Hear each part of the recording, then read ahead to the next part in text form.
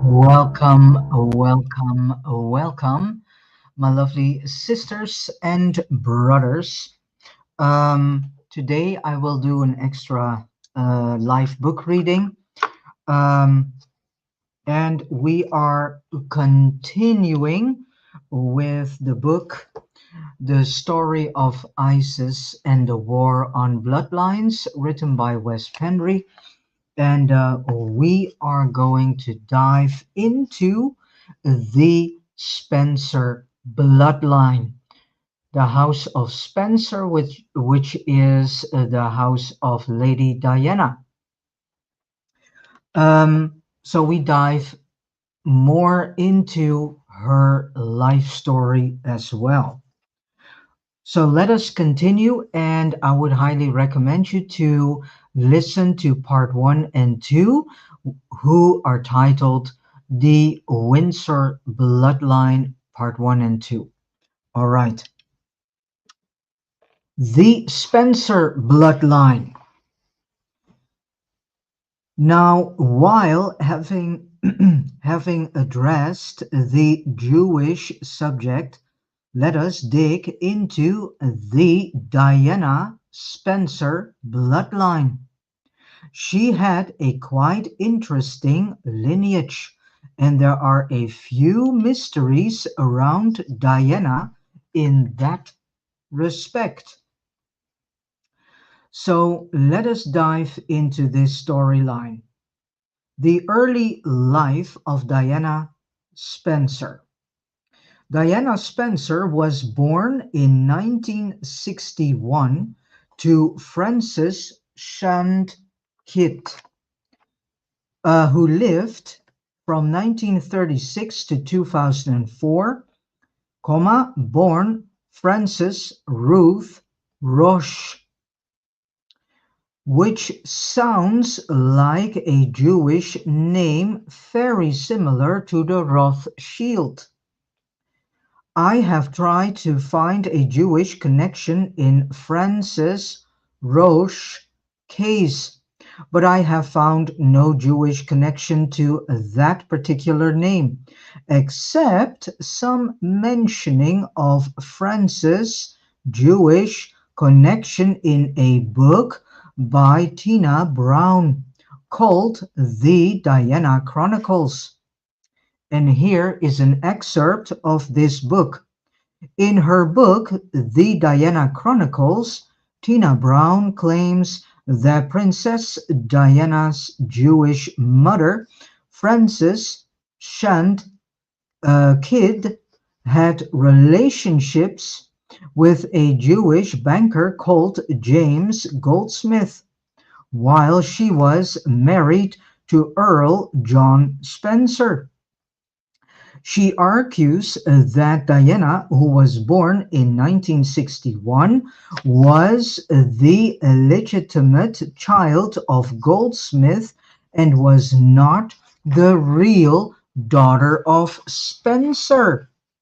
Brown writes that even if Diana is not born to a Jewish father, based on the Jewish law, she is still considered a Jew as she was born to a Jewish mother.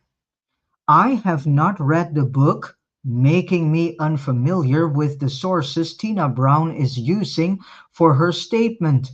So the writer of this book, Wes Penry, I cannot confirm or dispute. However, Miss Brown was Princess Diana's friend, which gives some credit to her claims.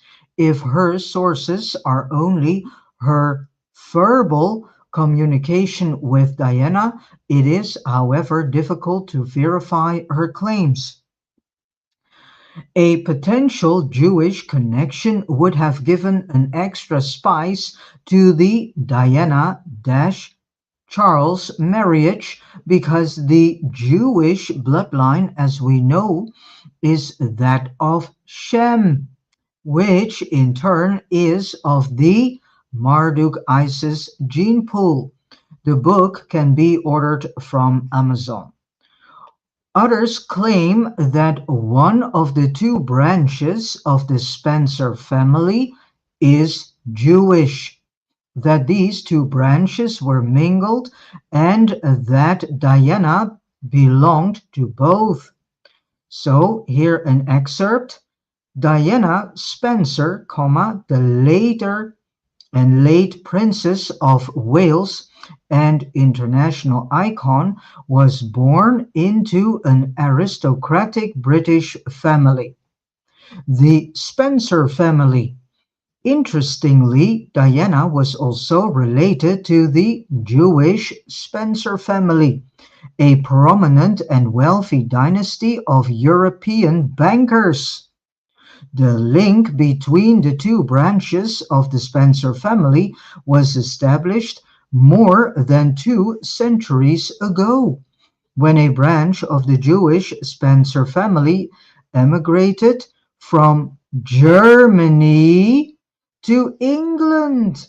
Since then, the two branches of the Spencer family have continued to share a common heritage, with Diana being a direct descendant of both. So, this article will explore the relationship between the Jewish and British branches of the Spencer family, as well as the influence that Diana's Jewish ancestry had on her life and legacy. If this is correct, there is also a German aspect to the Spencer family, which follows the pattern within the British royal family since the early 1700s, when the Marduk branch of the Brotherhood took over and his new bloodline was introduced. The Spencer family has a connection with the British royal family going back a long time and has continued up to this day. It can be traced to the British royal house of Stuart.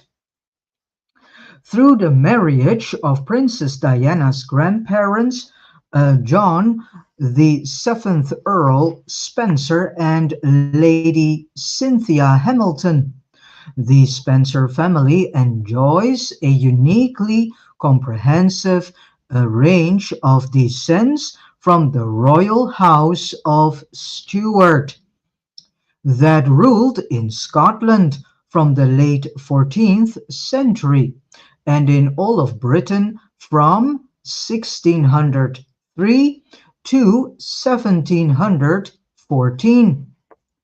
In the Diana Chronicles, it apparently says Diana's mother had a sexual relationship on the side with Sir James Goldsmith, the Jewish tycoon who, at his death in 1997, was the richest man in the world.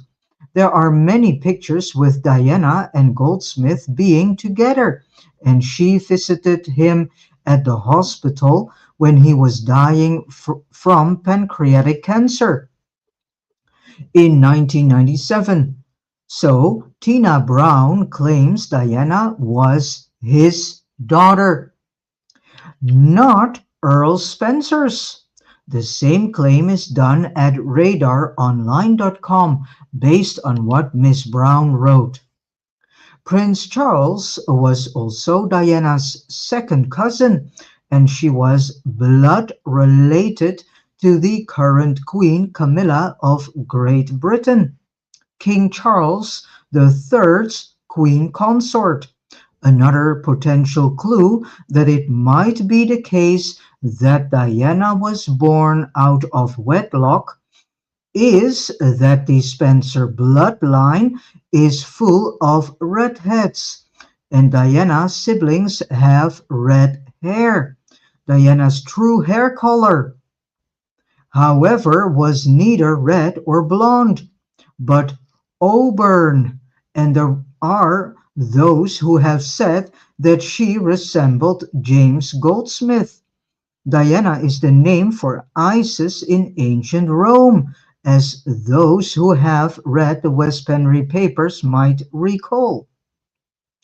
So, like her Greek counterpart, Artemis, Diana was the goddess of hunt, the daughter of the Roman god Jupiter and his mistress, Latona. Artemis is another name for the mother goddess, also known as the Queen Sophia, and Diana/Isis is known as the creatrix of Homo sapiens in the second construct. So it's all the same being together with Enki. Jupiter is the equivalent to both Enki and Marduk because it is a title. It depends on who is holding that title and when. In our time, Jupiter is Marduk. So what does this mean in relation to Diana Spencer? Am I suggesting Diana was Isis? Well, West Penry does. There is overwhelming evidence for this. The closer I come to present time in my research, the easier it is to get more in-depth data and information to compare. So people may have different opinions on the British researcher and writer and lecturer David Icke and his claim that the British royal family and other figures are shape-shifting reptilians. But fact remains that Icke has done some brilliant research over the years. Often he was the first to reveal elite secrets that we now take for granted as holding much truth. Already in 1999, he acknowledged the mother goddess as the feminine creatrix and at the same time spoke on the imbalance of the feminine and masculine forces in humans. He especially pointed out how men suppress their creative feminine side and instead concentrate on boosting testosterone and to be aggressive and competitive in a toxic way, when a balance between the masculine and feminine is needed in all of us. Regarding his shape-shifting reptilian research, it is not as far-fetched and ridiculous as it might sound. I am convinced that the royal families, because of their nurtured bloodlines, make it easy for the overlords to possess them. After all, that is the whole purpose and one of the two reasons why bloodlines have always been so important to the overlords. The other reason is to prove ownership of humankind. I would dare say that those of the purest Marduk Isis Ninurta bloodline and the Marduk Erishkigal lineage are more or less possessed by the overlords and little more than puppets with a destiny. We common people who do not have royal blood in any significant amount cannot be possessed unless we are pure enough. Blood that is too mixed repels. Therefore, we should call ourselves, between quotation marks, lucky, because we are safer in that regard than those of blue blood. I can easily imagine that these beings possessing those in power sometimes bleed through into our frequency band of visible light and can sometimes be seen by those who are sensitive. And that is what I believe Ike essentially tried to say. Are these overhangs reptilian in nature? Yes and no. It depends on how they shape themselves, since they can take any shape and form, thus the term shape shift. And this term is also coming from the indigenous tribes, such as the so-called Native Americans. Aside from all that, Ike's research on Princess Diana in his book, The Biggest Secret from 1999, is no less than brilliant. He did an amazing job. And now, almost 25 years later, his research still holds water. And it very much coincides with my own research and current findings. I will take the liberty to refer somewhat extensively to that book because it says so much about Diana, her fate, and the powerful occult symbolism around her, which is, as Ike so rightfully points out, Isis symbolism. Diana was very mild-tempered, which seems to be a trait of Isis across most of her incarnations over the millennia. Yes, she is a what is called goddess, a lower aspect of the mother goddess, the queen of the stars of Orion, better known as Orion. But so are we humans. The main difference between humans and Isis is that Isis is older as a soul and a spirit, and she never lived on Tiamat. We have lived on Tiamat. Better known, this piece of land that is called Earth is in actuality a piece of Tiamat. She has more knowledge and wisdom stored than we humans. It is my conclusion that Isis was captured by Enki and Marduk, particularly Marduk, and is held hostage. Her only function is to be a breeder. Diana, like previous incarnations of Isis, was a virgin when she met Prince Charles. So being a virgin seems to be a prerequisite for her missions in her different incarnations. Thus, she, Isis, is the breeder and the incubator. Therefore, she, Isis, is called in the book of Revelation the so-called Whore of Babylon. In the Bible, Isis is both the virgin and the, between quotation marks, whore, the latter denoting she is a breeder. So now we can see how things have been distorted and twisted deliberately. Keep in mind that the Whore of Babylon rides the beast. According to the scripture, a graphic sexual description of Isis riding Marduk-Satan. There is no way for me to get into Isis' head, of course, but putting on my empathy shoes, I can imagine how trapped she has been since she got in touch with Enki and Marduk and became imprisoned by them, as we also are imprisoned by them. All she seems to be doing is to go from one incarnation to incarnation to insert her DNA into the elite royal bloodlines. I am convinced the two malignant conspirators always keep track of her whereabouts, even in the astral realm. So in actuality, she is in the higher regions of the astral realm after she has finished an incarnation. Often it seems like she sometimes also had violent deaths in one way or another, in a ritual manner. This is also the case with Princess Diana, more so than people realize. Her entire life was a grand ritual from the beginning to the end.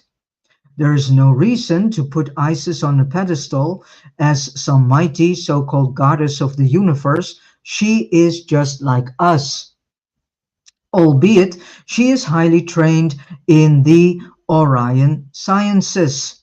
She was also and still is a scientist and a very well um, geneticist. Particularly genetic engineering and tinkering is her specialty, which she Isis has learned from her cosmic mother, Queen Sophia.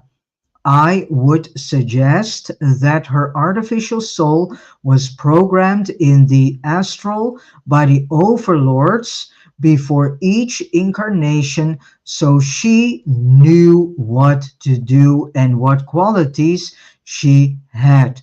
We also know, according to the New Testament of the Bible, that Isis as the Virgin Mary, also being of a mild nature, was was visited by the so-called Archangel Gabriel, who gave her and Joseph instructions. I cannot almost um, or better said, I can almost guarantee that this has happened during most of Isis, her incarnations here on earth. Marduk and Enki steer her in the direction they want her to go. And know that Enki is a deep narcissist and Marduk is a full-blown psychopath. According to some people who knew Diana and whom David Icke interviewed after the murder, claimed that Diana was most likely mind controlled and had a multiple personality. There was a very shy side to herself, reserved and introverted. But she was also in her opposite a socialite and liked to be around people. She could, of course, have been an MK Ultra victim in that lifetime. All right, let us continue with the following, the research of David Icke on Princess Diana. Some of you might have read David Icke's book, The Biggest Secret, but even if so, follow my train of thoughts as we go along. Although much of the following information is based on that book, I expand on Icke's thoughts based on my own research and conclusions. So Diana Frances Spencer was born at Park House on the Queen's Sandringham estate in Norfolk on July the 1st in 1961, the third and youngest daughter of Viscount Althorp, later the 8th Earl Spencer, and his first wife Frances Roche. Her parents separated when she was 6 and divorced in 1969, and her mother married the wallpaper tycoon Peter Shand Kidd. She told Andrew Morton in his book, Diana, Her True Story, the atmosphere was always very strange when we went there, and I used to kick and fight anyone who tried to make us go. We see how interwoven everything is in royal circles, and how inbred the royal families are. People in general know very little about this. There are no coincidences regarding who marries who. It is all decided by the, between quotation marks, royal council. And the marrying couple has little to no say in the matter. It is all about keeping it within the bloodline and to avoid physical and mental consequences of too close inbreeding. The royal families evade marrying their own siblings unless there is no one else to marry, to keep the bloodline clean. Marrying cousins and second cousins is routine, as we can see in Diana's case. She was much closer to the British royal house than people have realized. She grew up on their domain, and she played with the royal children at Park House as a little girl. According to Ike, Prince Charles first saw Diana while he, or better said, while she was still in her pram. At that time, Charles would have been 13, 14 years old. Now we go to the story Diana meets Charles. To get a clearer picture of Diana's ancestry and how Charles and Diana met later, I will continue quoting from David Icke's book, The Biggest Secret of 1999. The Spencers are an elite bloodline family. They are cousins of the Spencer-Churchills and related to the Marlborough family at Blenheim Palace in Oxfordshire, where Winston Churchill was born. Other forebears included the Duke of Marlborough, Sir Robert Walpole, and the Spencer family inherited a considerable fortune from Sarah, the Duchess of Marlborough. They also married into the Cavendish family, the Dukes of Devonshire, at Chatsworth House, and that offshoot became known as Spencer Cavendish. Diana shared common ancestors with Prince Charles in the third Duke of Devonshire, and most significantly King James I, the first Stuart King of England and Scotland and sponsor of Francis Bacon.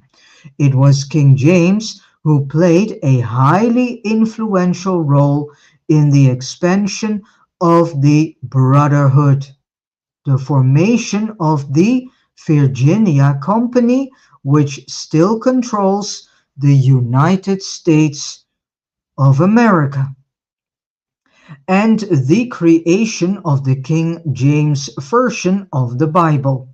So Diana was also descended through several lines from the Stuart kings, Charles II and James II, which connected her as with James I to the Merovingian bloodline in France. Charles II had so many children out of wedlock that goodness knows where some of their bloodlines are today. One thing's for sure, the Brotherhood will know. As elite families go, the Spencers are an important bloodline, and Diana was related to countless aristocratic lines, including the Earls of Lucan. Further afield, the Spencers have blood ties with many leading American families, and they are distantly um, related to the Rockefellers. They have a long history of serving the monarch, and the tradition continued with Diana's father. He was equerry to King George VI, who was married to the Queen Mother and to Queen Elizabeth. Diana's sister, Jane, is married to Sir Robert Fallows, the Queen's private secretary at the time of Diana's death. Both of Diana's grandmothers, the Countess Spencer and Ruth Lady Fermoy, were inner circle members of the Queen Mother's court, as were four of her great aunts. So the Spencers and the Queen Mother were very close, and it was Lady Fermoy and the Queen Mother who manipulated Diana into her marriage with Prince Charles. This could be most significant when you hear about the true nature of the Queen Mother. The countdown to the marriage began when Diana met Prince Charles at Althorp while he was having a relationship with her sister Sarah. In 1977, Diana was 16 years old, but it was 3 years later that the Windsors really made their move on her, with the Queen Mother and Lady Fermoy manipulating behind the scenes. She was invited to a dance at Buckingham Palace to celebrate Charles' 30th birthday. Then in July 1980, a friend of Charles, Philip the Pass, asked her to stay with them while the prince was there. So the Spencers' relation to the Rockefeller family and apparently to the Rothschilds as well certainly make them Jewish. According to Ike, the old Queen Mother Elizabeth Bowes Lyon was deeply involved in occultism and what is commonly called Satanism, something that should not come as a surprise. These occult and sometimes gruesome rituals were commonly practiced already among the Merovingians. It appears it was she and Diana's maternal grandmother, Lady Fermoy, who gave the orders to Queen Elizabeth and Prince Philip, who passed the news to Prince Charles that Charles and Diana should marry, because the Queen Mother ran the show in the royal family with Prince Philip second in charge. The Queen Mother's word was law. Although Charles later said that she got interested in Diana when she was 16 because he found her attractive, charming, and adorable. He was very much against marrying her. His consort of choice was, as we know, Camilla Parker Bowles. But Charles had no say in the matter. When Diana had been officially chosen among the royals, there was no way to stop this. This was most likely extremely frustrating to Charles. But perhaps they calmed him down by saying that all the royal family needed was for Diana to bring him heirs to the throne. Once that was done, Diana could be discarded and eventually murdered, and Charles could marry Camilla to the royal family. So Princess Diana was just a breeder and an incubator. This is a hypothesis I have had for a little while, and interestingly, I found the following in David Icke's book, too. In this, here an excerpt of this book. The Windsors wanted Diana to produce heirs with Spencer genes, and that was all she was to them, an incubator. A week after her engagement to Charles, her bulimia began. This is an eating disorder in which you make yourself sick every time you eat food. Diana was throwing up 3 or 4 times a day and became desperately thin. As I mentioned in an earlier chapter, Many victims of childhood sexual and satanic abuse suffer from bulimia later in life. She said that the bulimia was triggered when Charles put his hand on her waist and said, "Oh, a bit chubby here, aren't we?" Bulimia is a disease of the emotions, as most diseases are, and Diana was in emotional turmoil even before the wedding. She described the attitude of Charles like this: "He'd found the Virgin, the sacrificial lamb, and in a way he was obsessed with me, but it was hot and cold, push and pull. You can never knew what mood it was going to be.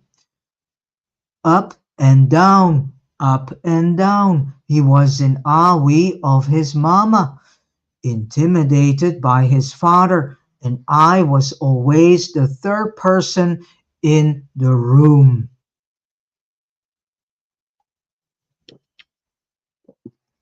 I noticed the last couple of days when reading Ike's chapter on Diana that his research, which includes extensive interviews with friends and relatives to the princess, what he wrote corresponds well to what has been conveyed in this book, not only regarding Diana but also regarding bloodlines in general. Except this book goes deeper into the bloodline issues, following Isis and to some extent Ereshkigal through the last few millennia. But why did the Queen Mother and between brackets Marduk want Diana/Isis to add the Spencer bloodline to the existing British royal blood? I think the answer is quite simple. As we discussed earlier, the German invasion happened in the early 18th century, and since then the Marduk-Ereshkigal bloodline was inserted into the existing bloodline through Sophia of Hanover. The potential Ereshkigal and Marduk. This is now roughly 300 years ago, and during this time, the bloodline has been severely diluted. By that I mean the Ninurta blood running through the veins of the royals has become less and less for each generation. Enki's and Marduk's blood was always of great importance to the two overlords, but most important of all was the Ninurta blood, which could and would strengthen their position in Orion. Without it, the overlords would be powerless. Marduk knew, of course, that even though he wanted to take over, his new bloodline cannot be too watered down, or he loses his opportunity to take on Orion. He needed fresh blood, particularly this close to the singularity. Hence, it was time for Isis to make another trip to Earth from the astral and be used as a breeder again, adding the Isis Ninurta blood to the existing royal genealogy because of the new Marduk-Ereshkigal bloodline, which was inserted 300 years ago. Marduk would still have the upper hand over Enki, having more of his DNA running through the monarchy veins than Enki. The Spencer family had and still has a stronger and purer bloodline than the Windsors. The princes was also a descendant of the British King James II, and further back to the Merovingians. Diana died at the age of 36, but she completed her mission and was then, between quotation marks, called back to the astral. Isis is the goddess of love and war, but also known in ancient texts to be a healer. Therefore, I found it synchronistic to find the following in David Icke's book. Here a short excerpt. She was unfortunate in her love affairs because she rescued others in her own distress. So the men she went for were all emotional cripples because she was a healer too. Um, okay. Diana's life with Charles and her untimely death. Diana was very unhappy in her marriage and living with the Windsors in general. She considered them anything but nice people. It was reported that she even called them evil lizards. She confined with friends during her years with Charles that he made her feel inadequate in all possible ways, and each time she came up for air, he pushed her down again. She hated herself so much, which were her own words, and where have we heard such dynamics being played out before? In narcissistic relationships, of course. Hot, cold, hot, cold. Push, pull, because that's what narcissists are doing. They are pulling you and then pushing you away. So this is this hot and cold. Making their target hate themselves and lose all self-respect. This tells us what we need to know about Charles, as if we didn't know already. Ike continues. Then, suddenly, as Harry was born, it just went bang. Our marriage, the whole thing went down the drain. She told Andrew Morton. Diana and Charles separated in 1992 and divorced on August 28th, 1996. Almost exactly a year later, she was dead. Ike was darn right about this. The goddess Isis had done her duty, and Charles could attend to Camilla more intensely as he probably had been promised. Diana was then sacrificed in the most occult and horrific manner.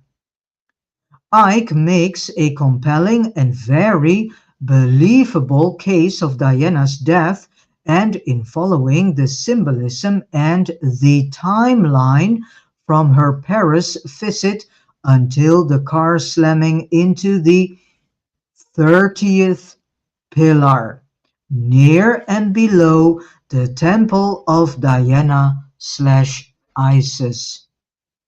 just minutes away from the palace. Jacques Molay, the Grand Master of the Knights Templar, was burned at the stake. The evidence Ike presents is compelling and unmistaken. Diana survived the crash, but the conspirators made sure she would not, for any reason, leave the crash site, and the tunnel until she was pronounced dead on the site. From an esoteric perspective, she must die in the tunnel, not outside. That was very important. She was supposed to die right away, but didn't. Therefore, they must let her bleed to death before they could move her body. Otherwise, the occult ritual would fail because Diana would not have died at that designated place. There are whistleblowers who knew Diana, arguing that she was 3 months pregnant when she died, but of course not with Charles. Obviously, this would not be allowed since this would strengthen another elite bloodline, although diluted, that of Dodi. When the ambulance came after more than an hour after the crash, they took her to the hospital, but know that this hospital was already on purpose delaying this ambulance because the hospital staff was already part in this whole sacrificial ritual. So they deliberately did not took the nearest hospital, of course not, which was fully capable to operating on her, but to a hospital much, much farther away, where an appointed team of doctors met them and took care of Diana's body. Of course, this team of doctors was already chosen. They claimed she was alive, although she was announced dead on sight, and they supposedly started operating on her. They split her up from the pelvis and all the way to her chest, even though Diana was already dead. Removing the fetus. I think there is no chance Diana was alive when she arrived at the hospital. She died in the tunnel from bleeding out. At the memorial site for Diana and Dodi, there is a note that the wine glass Diana drank from in the hotel just before the death rite showed their love and devotion to each other. Oh, really? A simple wine glass shows how much Dodi and Diana were in love? What a silly thing to say. But of all things, isn't it strange they put a wine glass inside a pyramid? The wine is symbolism for blood. Glass is symbolism for a cup, represents the Holy Grail. And the pyramid represents Egypt, which is Isis' original country on earth. Not only that, but the pyramid was also very important in the death and sacrifice of Diana. So read on and I will explain. There's no evidence, but Ike speculates from the time after the fetus was removed, and in standard brotherhood manner, it was eaten by its high-ranking members in a grotesque occult ritual. If true, it would not have been the first time such a thing happened in the occult world. I recommend the reader to study the chapter about Diana in Ike's book for much more information and details, and I think you will see that he is not making all this up. As I mentioned, the evidence for his case is compelling. All right. I continue further to the last few pages, and then we have come to the end of chapter 12. A very interesting chapter 12, I must say. So to me, there is no doubt Diana was Isis. Even all the symbolism in her life points to that, and it was well known in certain circles.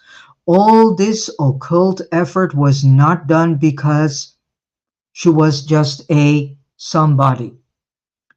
It was done because Marduk sacrificed the real Isis, and they, between quotation marks, ate her soul, i.e., stole her energy in the death moment. Regarding her unborn baby, they might have drunk its blood and eaten its flesh.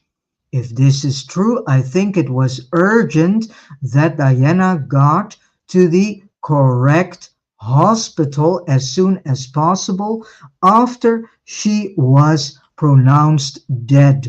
The blood is more potent the closer it is consumed after death. Now, how about this? According to the Illuminati website run by Robert Anton Wilson, a friend of David Icke's and a Montauk mind control survivor, states on his website that after the divorce from Charles, the elite wanted Diana to marry Bill Clinton, but she refused, partly because Clinton was already married. That was apparently no problem to those behind the scenes. According to the movers and shakers, it was just a matter of giving slick Killer Bill with a Willie a divorce, or maybe even assassinating Hillary. I do not know who was suggesting such a thing on a deeper level, as it seems to benefit neither side in the bloodline conflict. Isis or Marduk and Ereshkigal. The point is, however, that it never happened. Stunningly, Diana wrote this letter before she was assassinated. Diana wrote the following: My husband, Charles, is planning an accident in my car, brake failure, and serious head injury.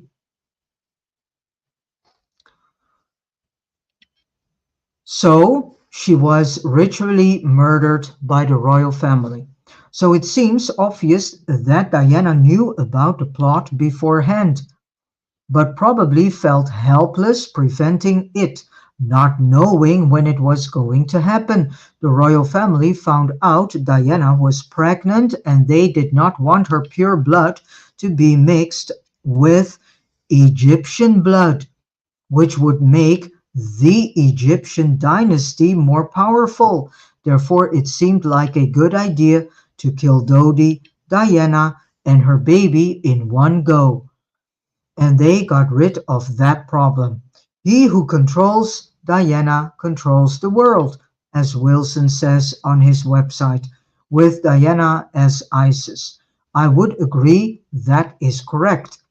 Diana's baby with Dodi and the urge for Charles to marry Camilla are certainly two motives for having Diana killed.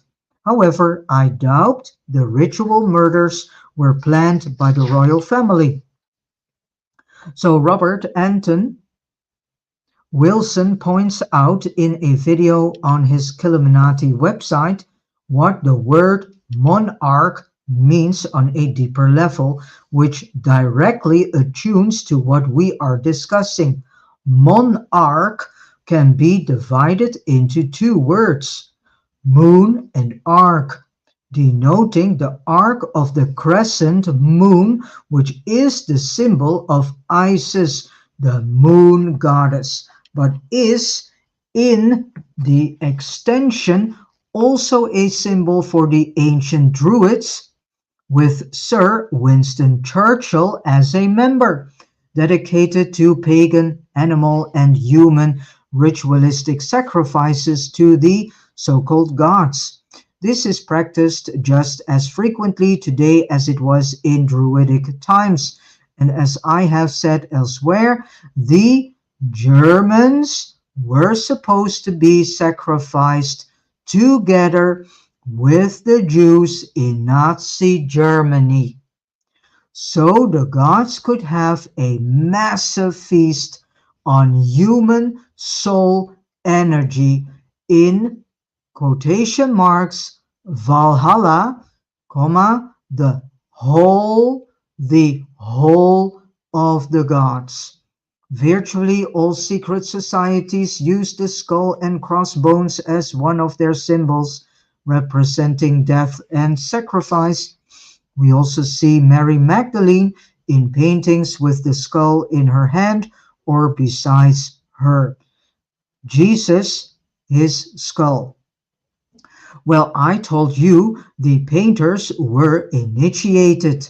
Jesus, portrayed as the ultimate sacrifice, died on a cross on Golgotha, the place of the skull. Diana also sacrificed, died at Pont de la Alma, an old sacrificial site, and she died on top of a pyramid intentionally shaped in the road structure and at a crossroads where heaven and hell meet, according to occult knowledge. Thus we have the wine glass inside a pyramid on Diana's and Dodi's memorial site. If people only know when they visit these sites. Instead, they think it is very compassionate and considerate to put up these memorial sites, when indeed it is a way of keeping the murderous energy anchored on earth.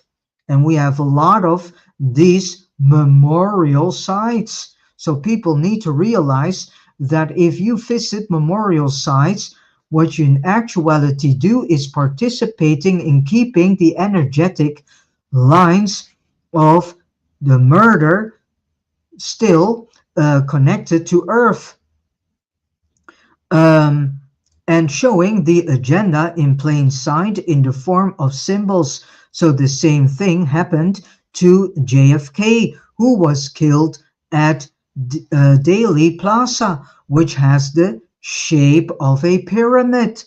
Everything is extremely well planned to best please the gods and get as much soul energy out of the murders as possible. And knowing this, then you can know that each and every murder done in this world, if it is wars, school shootings, or whatever, it is all planned.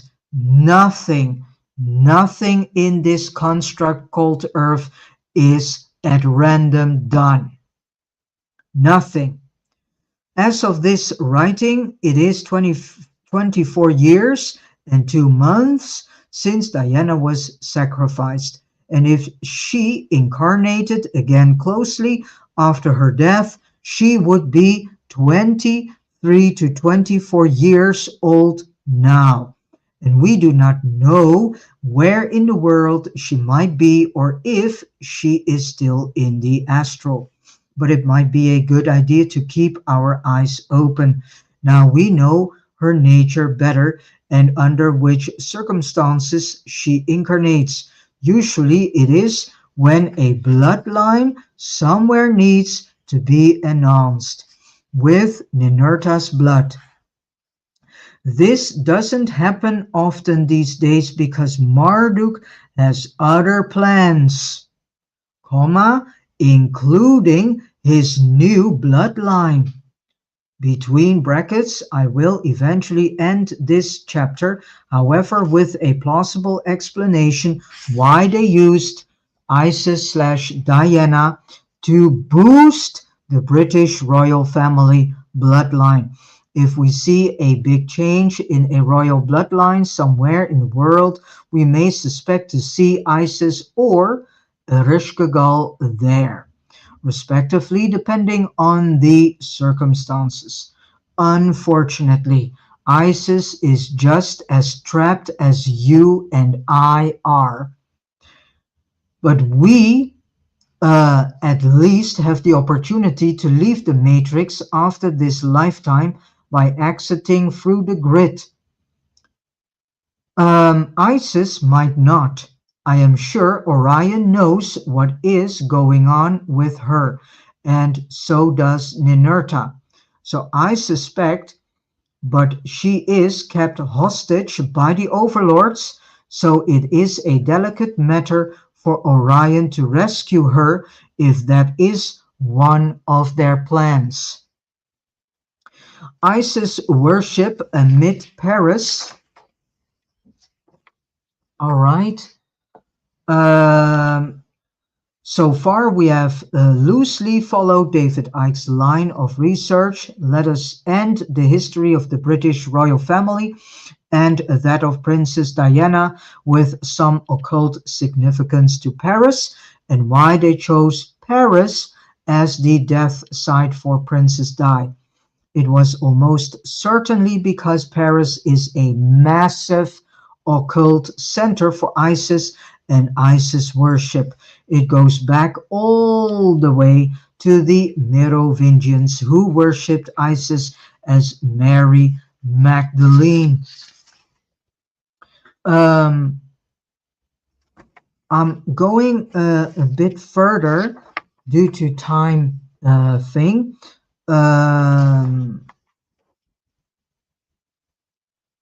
Yeah, okay. So I'll still do a bit. To start with, the name Paris has two origins, the official and the unofficial.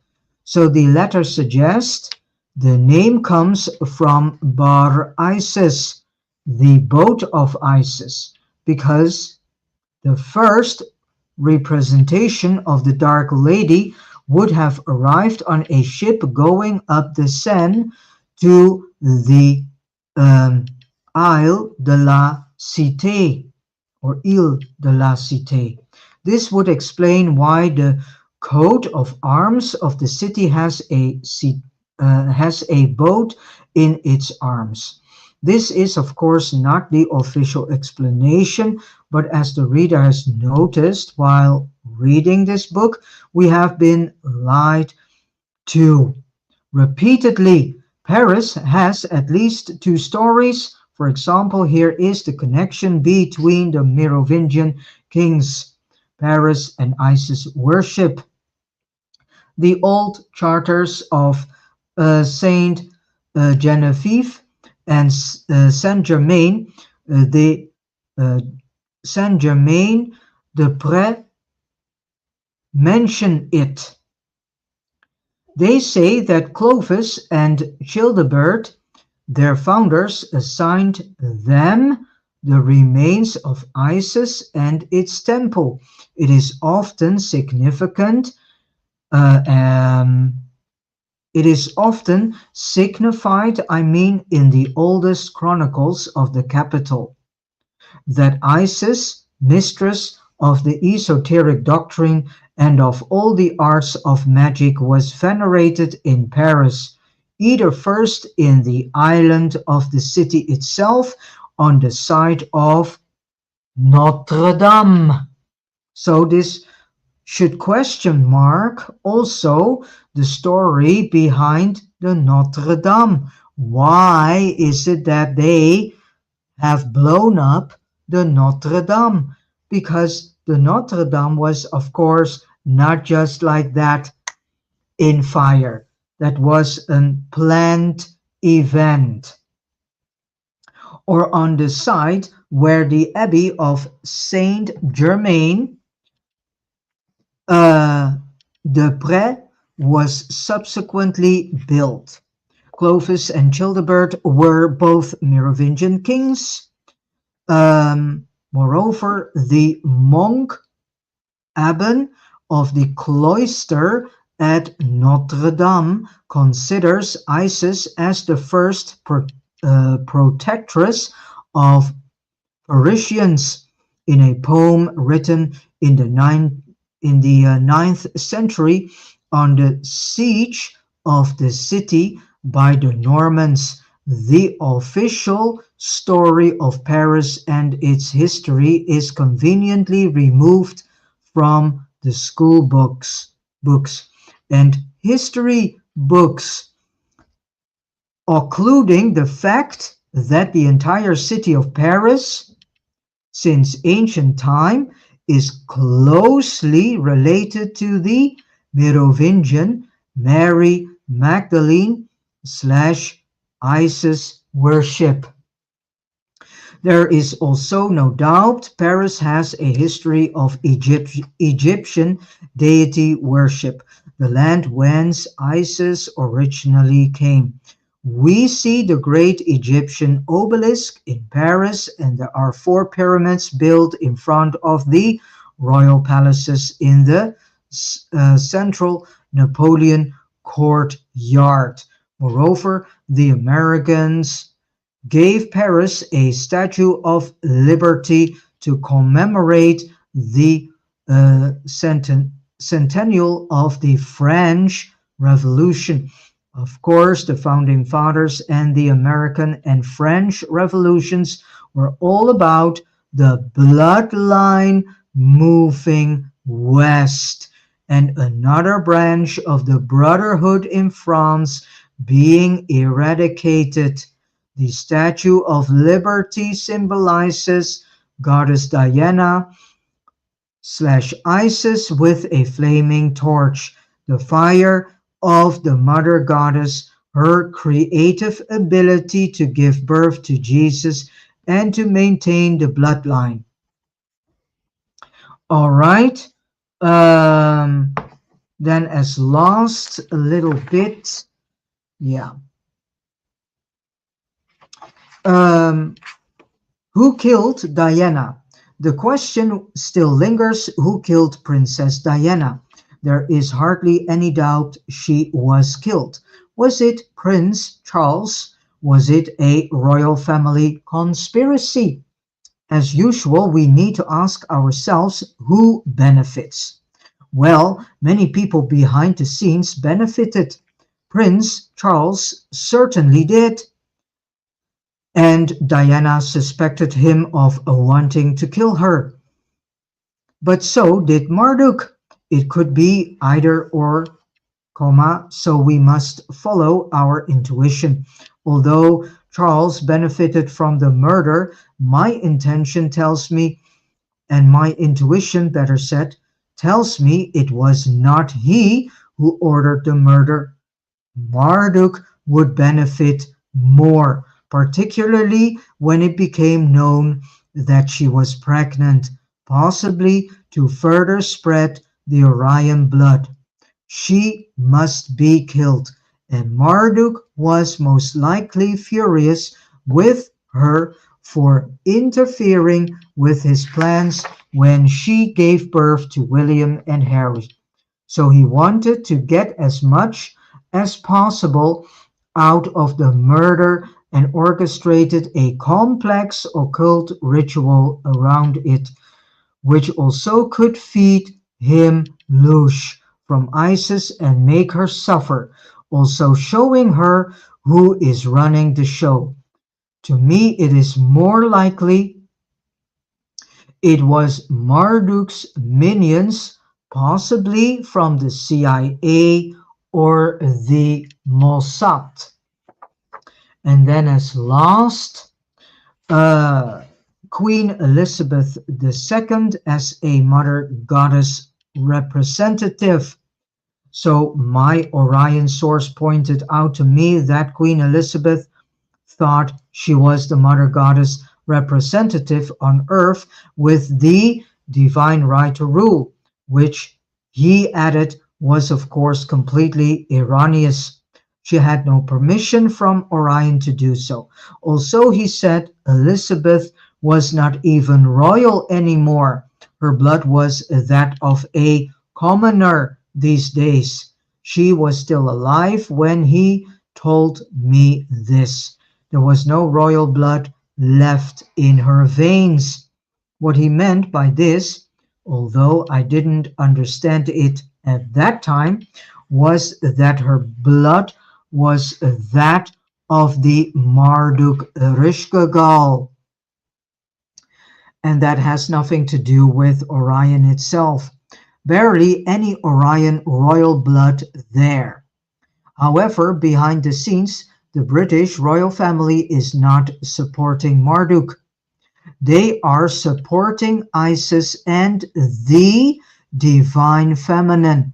My contact also said that Marduk had tried many times to make deals with the British royalty and even tried to conquer England on several locations, but always failed, and they threw him out, as he put it, because they did not need him. As I have mentioned a few times, the Windsors are mother goddess worshippers. The Queen of England was well aware of their dire bloodline condition after being infiltrated by the German stock in the 19th century. Royals back then, in general, probably had no idea what Marduk's overall plan was, and that there was a greater plan behind the German invasion of their bloodline. I do not think Elizabeth knew about Marduk's final solution, either, i.e., to attack Orion, because that is his main plan.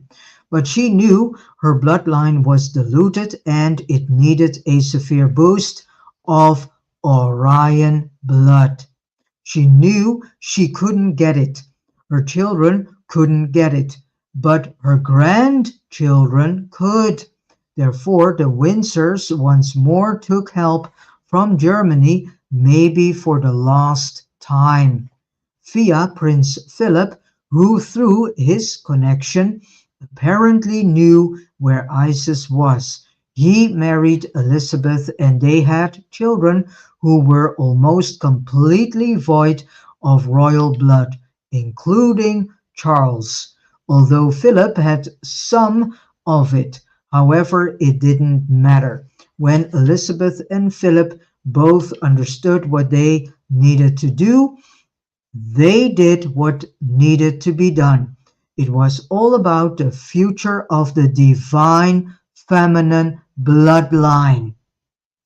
It was Queen Elizabeth's mother, the royal matriarch, who suggested Charles should marry Diana against Charles's wish. She also had the support of Prince Philip. Charles was afraid of his father, and when Philip forced Charles to marry Diana, he had little choice but to obey. As I suggested earlier, I think Charles was promised to marry Camilla after Diana had given him heirs. Philip knew who Diana was. Diana slash Isis most likely knew what she was doing because this intermarriage with Charles would benefit her too. When Diana gave birth to William with Charles, and Harry perhaps with James Hewitt. The resemblance is stunning. I think she put her eggs in two baskets instead of one. No pun intended. If one plan failed, the other might not.